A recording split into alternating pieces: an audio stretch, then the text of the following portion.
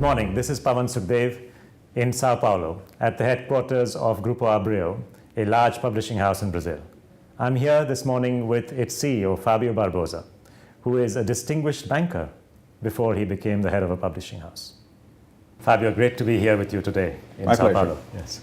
Today I meet you, Fabio, as a publisher. Your group, Grupo Abreu, is publishing Corporation 2020 in Brazilian Portuguese. But I remember you as a banker. And of all the work that you had done, first with Banco Rea and then with Banco Santander, on sustainability, driving employees, driving the organizations towards recognizing the importance of sustainability and effectively asking them to be social protagonists. So Fabio, can you tell me a bit about how this idea came about in you? This was more than 12 years ago? It was quite an innovation at that point in time, but basically what we were doing was to bring to the day-to-day some beliefs that we had. And especially I had the idea that in Brazil we have a problem because people always think that there is a shortcut to get things done. And to me, you have to go through the hard work and professionalism and be very well prepared in order to be able to deliver things. So I started with the idea that you can succeed doing the right things the right way. When there was normally the belief that in Brazil, in order to succeed, you have to compromise. So that's where it started.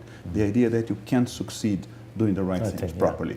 And then somebody came to me and said, but what does it mean to do the right things properly? And said, okay, let's be proactive. What kind of suppliers are we working with? What kind of diversity do we have here at the company? What kind of policy do we have vis-a-vis the environment? Not only what we do at the bank, which by the way is not a major problem, banks, but the way the banks treat their clients. And that's protagonist. Because the bank, when deciding where to put their money, they shape the economy of the future. That's the power of the banking system that few people understand, is allocating resources into company A. Instead of company B, the world will be more A than B.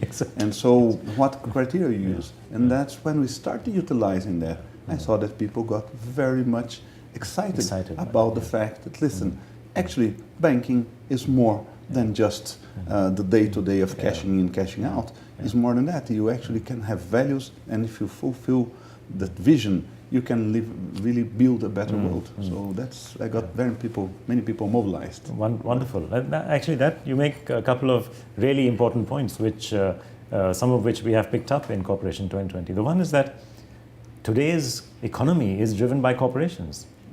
Globally, 60-70% of GDP and jobs are private sector. In the US, it's 75%. And unless we change the engine of the economy, that's the corporation, that doesn't happen. And then people think of banks as just providers of finance. But in fact, like you rightly point out, we are deciding which corporation or which type of corporation moves the economy, because whether it's the A or the B that we invest and we take the risk on, that determines the future. That's right. As a curiosity, when we had the first back 12 years ago, when we had the first case, or actually two cases of companies which were cutting woods unduly, not even in the Amazon, but rather in the south of Brazil, and we decided not to grant them credit.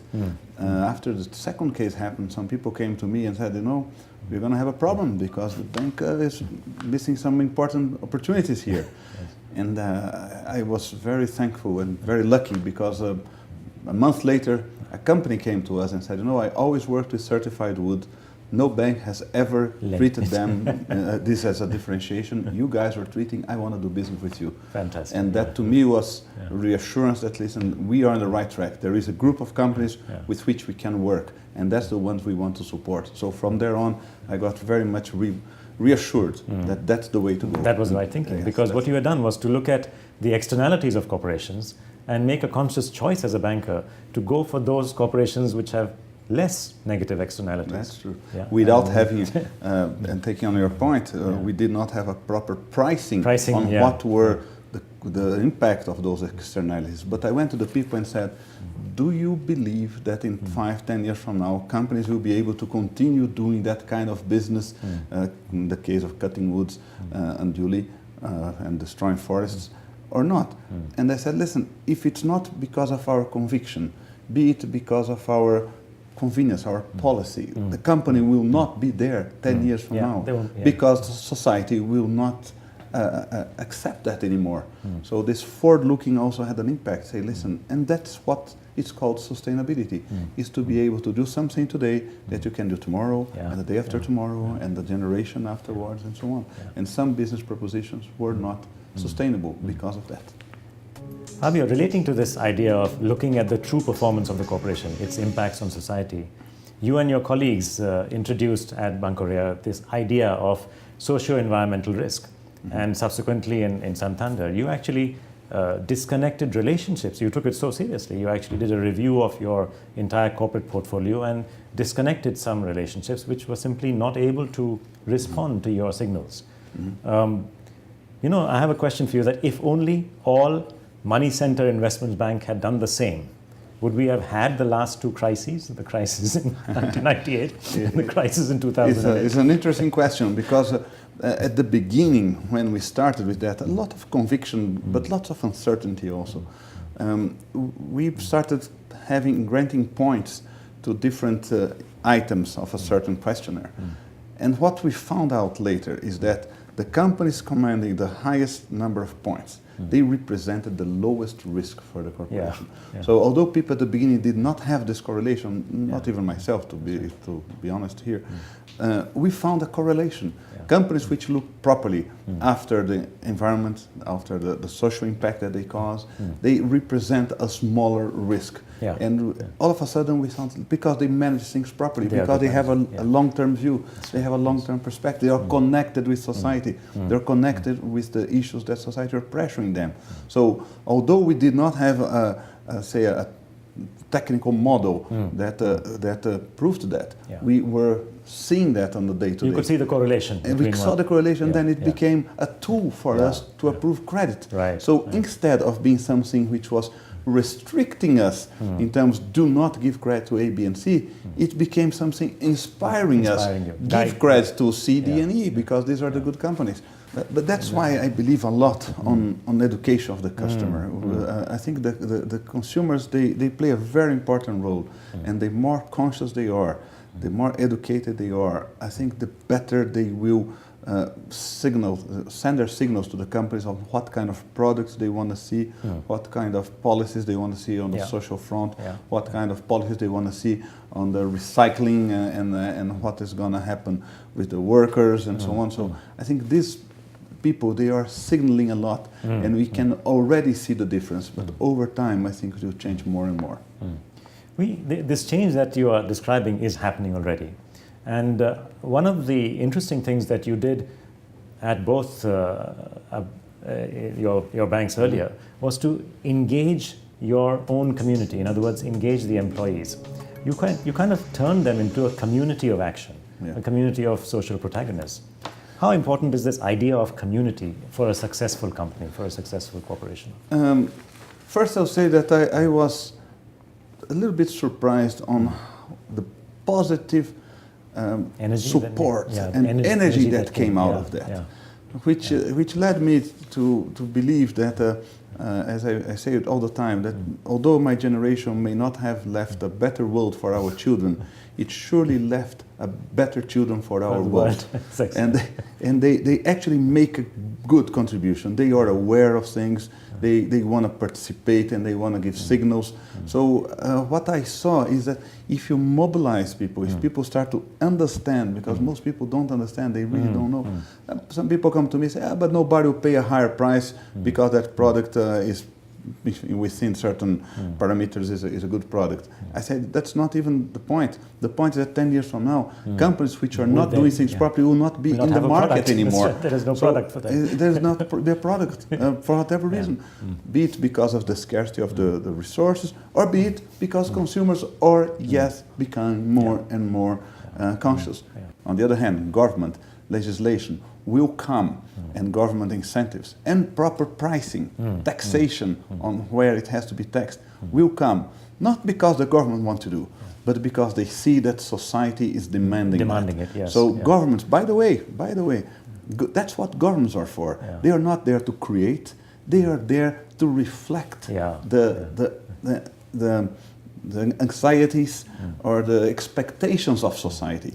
Fabio, you mentioned taxation there, and you mentioned the importance of taxes. That's another theme with Cooperation 2020, which is a belief that we are not reflecting what consumers want. We are not reflecting what societies want in the way we tax. Look what we tax today. We tax hard work, income tax. We tax corporate ingenuity and creativity, corporation tax.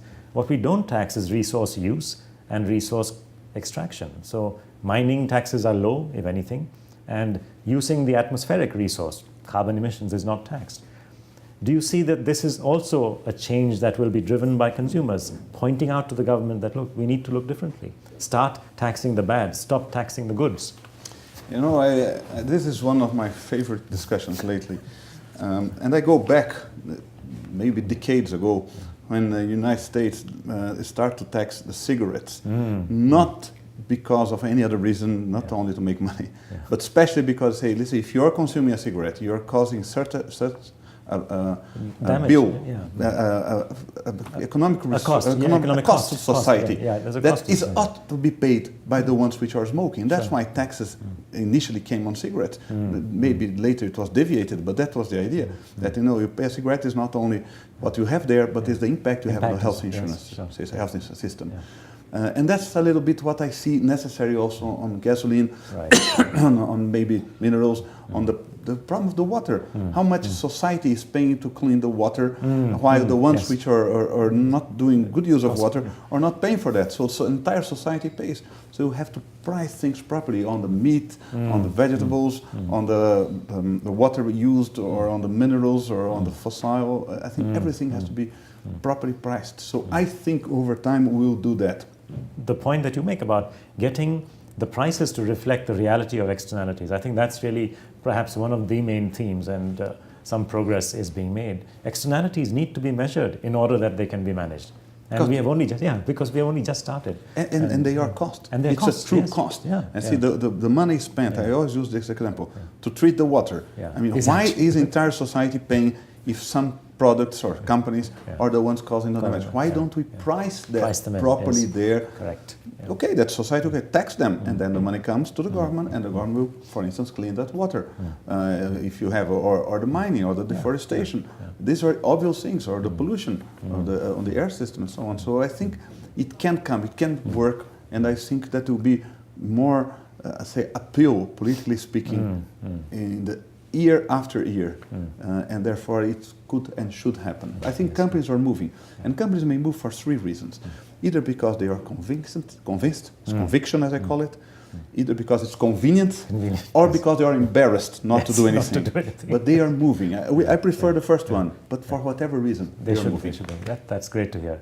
And Fabio, today you are in the position as the head of as CEO of Grupo Abreu, which is a very large publishing house. So you can influence education. You can influence through perhaps a selection of what you publish, also the direction of consumer education. Because at the end of the day, education matters. Consumer education is absolutely paramount. That's it. We have the idea is exactly that we first do it at the company, and I think we do a good job, because I hate the idea of telling the others what to do without doing it yourself. So I think we do a very good job internally on every aspect, making all the compensations and all the paper we use and so on. We're very conscious about that.